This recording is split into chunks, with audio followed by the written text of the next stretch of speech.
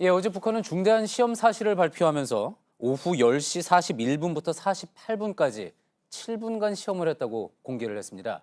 굳이 이렇게 이야기한 이유가 뭔지 여러 궁금증들을 취재 기자와 이야기 나눠보겠습니다. 김태형 기자가 나와 있습니다.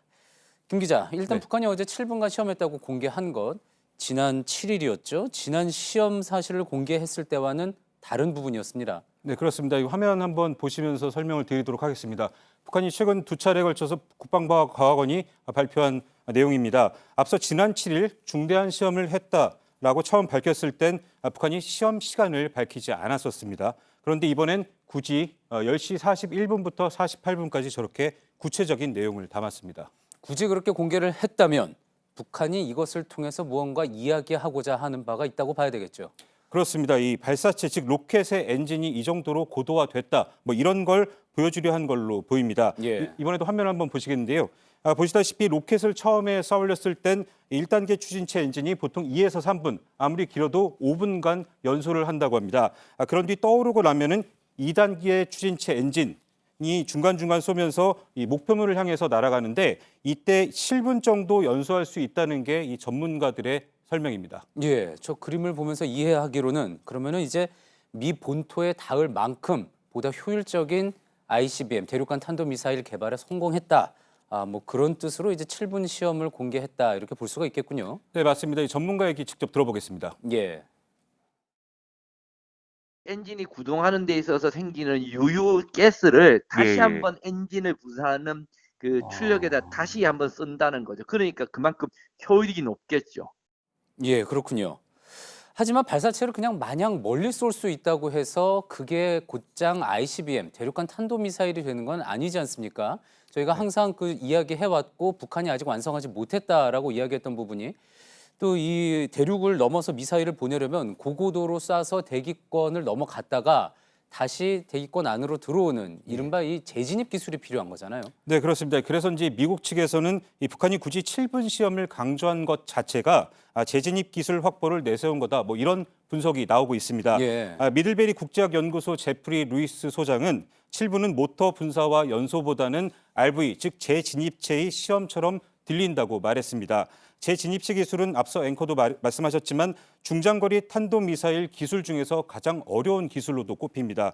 북한이 이미 2017년 화성 15형을 통해서 엔진의 출력 자체는 ICBM급임을 입증했던 만큼 이번 7분 시험이 그걸 넘어선 의미가 있다면은 재진입체 성능을 확인한 것일 수 있다는 게 미국의 일부 전문가들의 의견입니다. 예, 물론 북한이 밝힌 일방적으로 주장한 내용을 바탕으로 판단하는 것이기 때문에 좀 더 지켜봐야 할 문제입니다.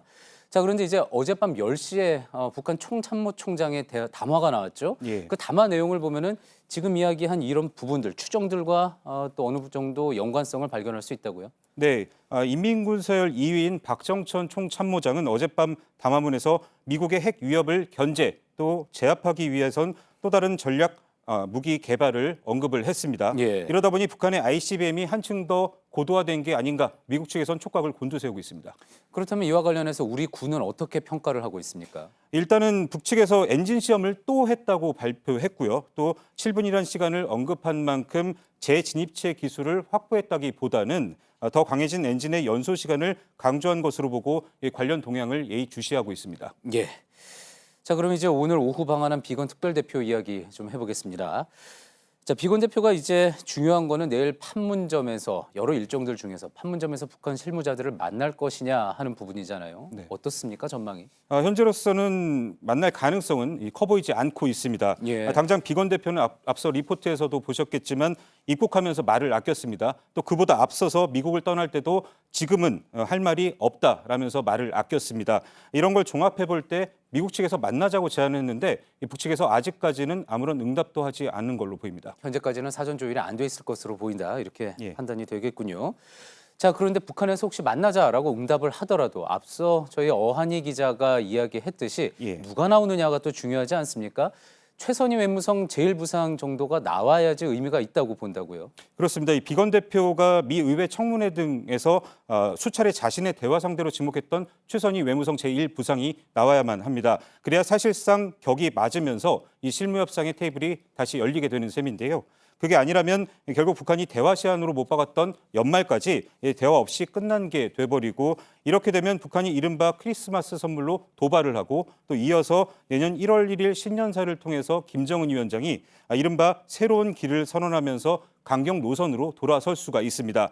이런 상황을 막을 수 있을 것인지가 비건 대표의 내일과 모레 이틀간 행보 그리고 북한의 반응에 달려 있는 겁니다. 예, 한반도 비핵화에 있어서 또 한 번 중요한 한 주의 막이 올랐다고 볼 수 있겠습니다.